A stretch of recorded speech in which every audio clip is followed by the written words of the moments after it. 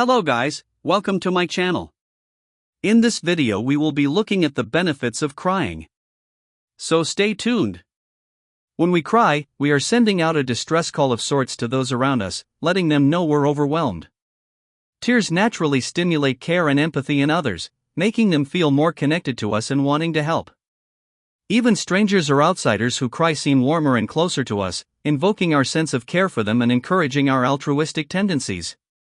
Shedding tears can also make other people see us as less threatening, making it easier to like us. Crying can help during interpersonal transgressions, too, as it signifies that someone is truly remorseful.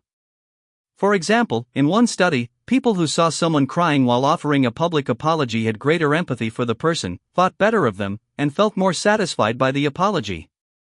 They also believed the tearful apologizer would be less likely to offend again. Similarly, parents who see transgressing children cry are more likely to forgive and trust them to do better next time. Crying may earn you more trust from others in other situations, too, as one study found. People in a lab who played a trust game, which involves trusting a stranger to reciprocate generosity, were more apt to share resources with a potential trustee if that person's face showed tears versus no tears. However, in the same study, when people played a dictator game where one person makes a take it or leave it offer to another player, they showed no preference for teary faces. The authors conclude that crying may make someone appear more trustworthy, but that won't necessarily induce the person witnessing the crying to be altruistic. While a lot of research on crying has been done in Western countries, one large-scale study was done with over 7,000 people from 41 countries, giving a more universal look at crying's purpose. Researchers showed participants faces with or without digitally added tears and asked how they felt about the person pictured. In all cases, faces with tears elicited a stronger intention to offer comfort to the person than faces without tears. People felt warmer, more empathic toward, and more connected to someone who appeared to be crying than someone who wasn't, regardless of their gender, country of origin, or other factors involved. Clearly, crying affects people in positive ways, though individual factors influence the strength of those effects.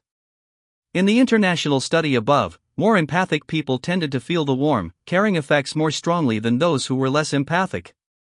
Group membership mattered, too. We tend to view crying people from our own groups more warmly than weepy outsiders. Yet, even in those latter cases, tears still affected people, pulling on their heartstrings. Context does matter when it comes to how people respond to crying, though, as does intent.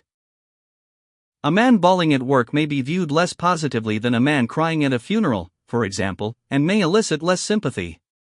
Likewise, if someone thinks you're shedding tears in order to gain something from them, to manipulate them in some way, they're less likely to feel warmly toward you or want to help. And, while crying may make people feel better about you in many ways, it can make people think of you as less competent in some cases, especially if your reasons for crying are ambiguous. Still, according to the studies to date, your reputation won't take a hit if you cry. And, overall, the research is pretty clear that crying is generally good for social bonding.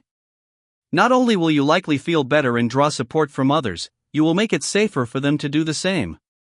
That could begin a more general cycle of kindness and care, and so create a more compassionate society for all.